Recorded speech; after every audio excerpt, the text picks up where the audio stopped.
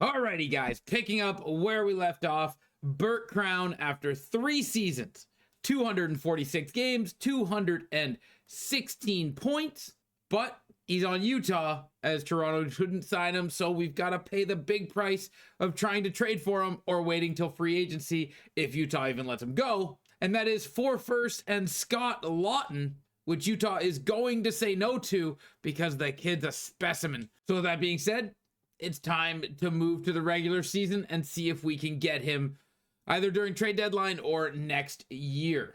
We got to try to get him. We got to try to get him. We can't let him get away from us any longer. It's more fun when he's on Toronto. We learned our lesson. We should have signed him first before Marner and let Marner walk, but hey, live and learn. Okay, we are in the regular season and we're going to sim season 4 to January 1st. And then we'll see if either we can get Burt on the team, or we'll just see how Burt is doing. So over to January, we'll go to the 1st. Let's sim there and see what it looks like for the Leafs and for Burt, and maybe reuniting them. Here we go. The Leafs still on that edge of making the playoffs as they have enough points currently to get in. But where are we with the stats? In Burt's first 36 games, he has 6 goals, 23 assists, and 29 points. Not very good when you see Kyle Connor up there with 41 points, Keller with 34, and Logan Cooley with 31. We need to get Burt Krown back on the Leafs where he's needed because this team has left winger depth and we need Burt playing even better to get higher points. So we need to get him off this squad and over at the Leafs. So we're going to try again to see if, 36 games later, Utah's opinion has changed since he's only 4th on the team in points, with Scott Laughton helping out on that team, 4 first-round draft picks. Does it change anything for Utah? It does not. I didn't get to GM by doing stuff like this. That's tough for the kid, but he's going to stay in Utah, remain as 4 points. So off to the end of the season. We will see how the season goes and if we can acquire Burt in the offseason, but I think we got to bring it to the point that we might not get him back. All right, well, the Leafs just snuck in with 92 points, again in the wild card spot.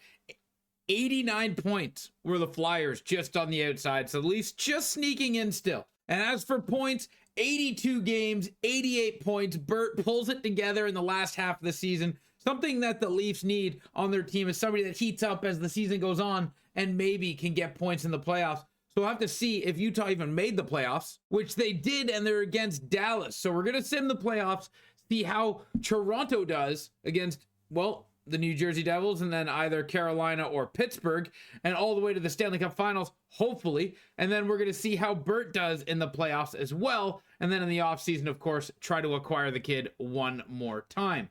So let's sim the playoffs, see how far the Leafs make it, and then at the end of the playoffs, see what happens.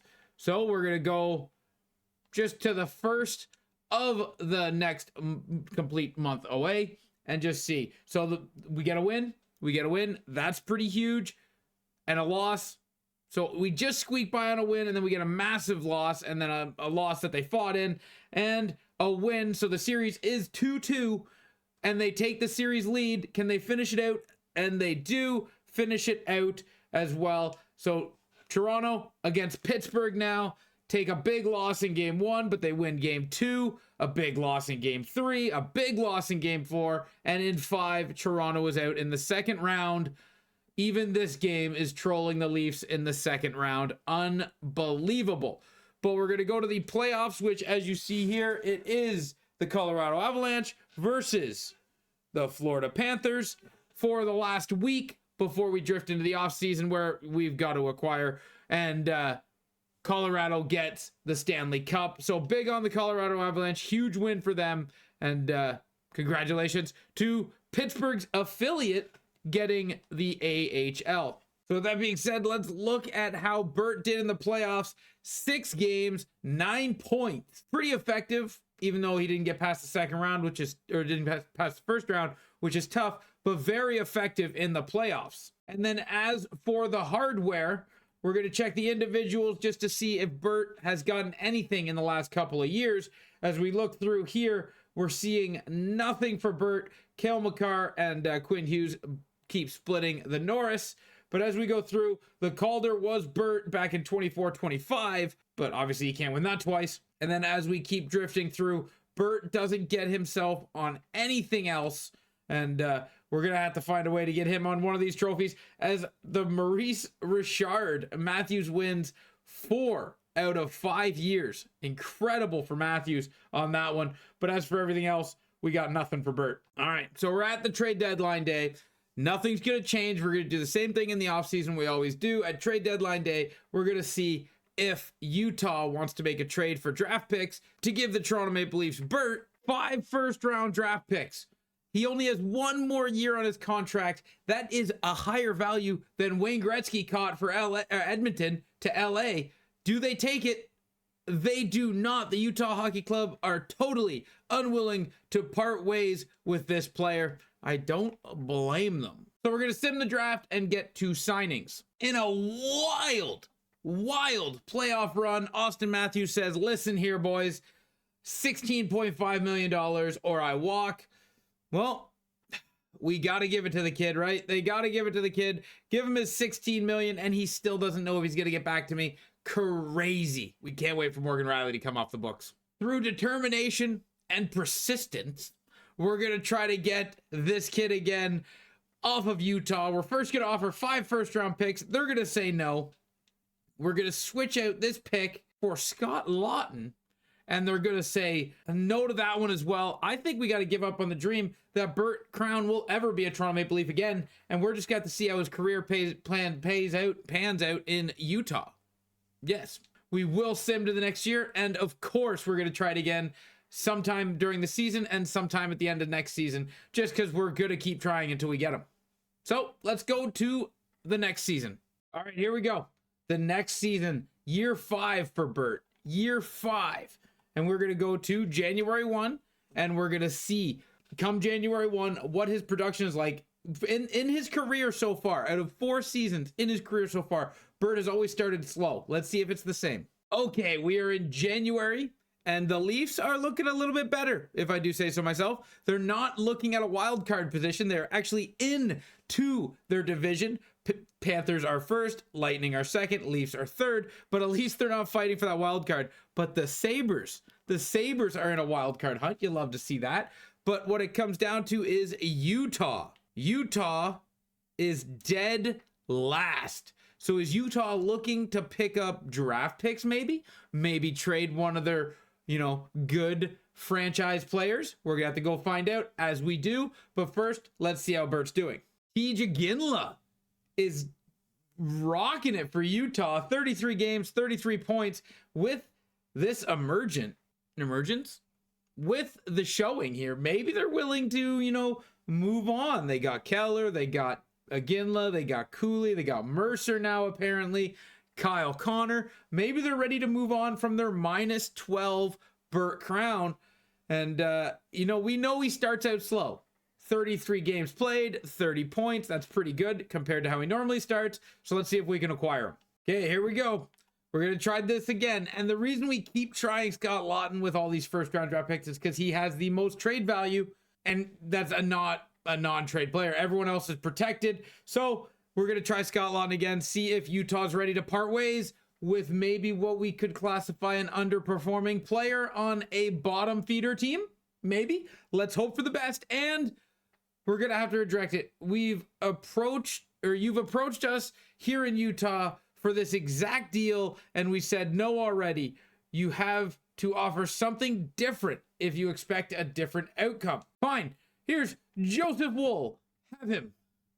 No, we don't want him either. I didn't really want to trade Joseph Woll. I'm glad they didn't take that, and we're still not going to get Burt, so hopefully Utah has a bum season, and they're looking to be maybe improving their squad in the offseason. So with that being said, let's get to the next season and see what happens. So we're going to get to the end of the season here. We're going to see the playoffs. We're going to see how Burt does in the rest of the regular season, where his points are at. Does he win any hardware? But with a bottom feeder team, unless he really picks up the pace, he's not going to see any hardware. So let's drift to the end of the season and see what happens. All right, here we go. The Leafs put together a 102-point season, securing a great run this year and getting into the playoffs. Utah, on the other hand, is in the playoffs, no doubt on the back of Burt Krown with another great end half of his season, as that is what he has slowly become known for. Toronto is going to be playing Florida in the first round, but let's see how Burt did in the end of the season.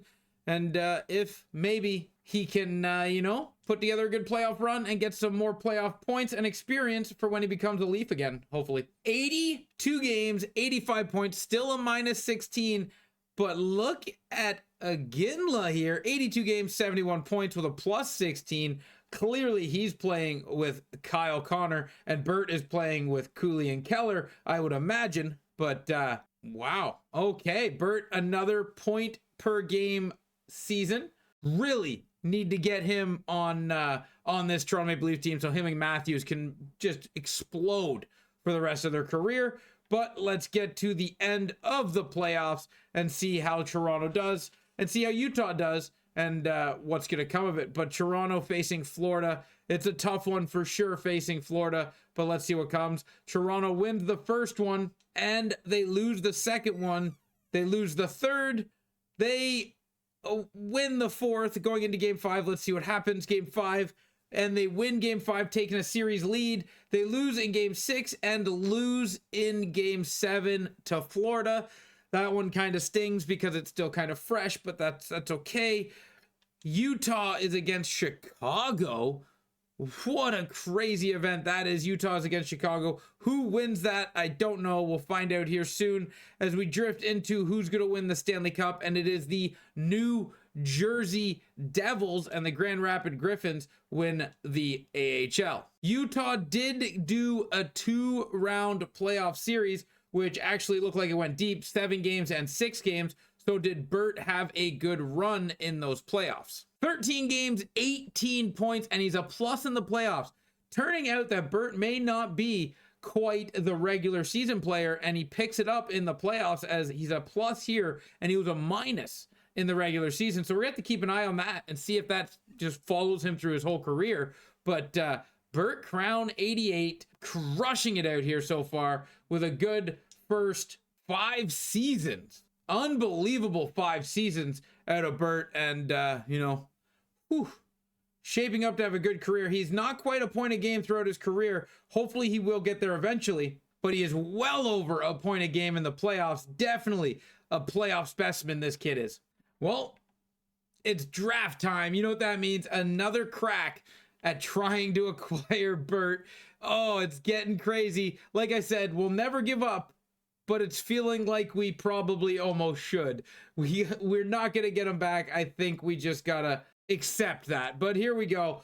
We're just going to, like we do all the time, we're just going to send 5 first-round draft picks and see if that's enough to get the kid on the team. It won't be. We've been here before. We've done this song and dance. We've made this trade. It's a little different because we're adding 1 extra year, so they shouldn't tell us it's the same trade, but I still don't think they're going to accept it.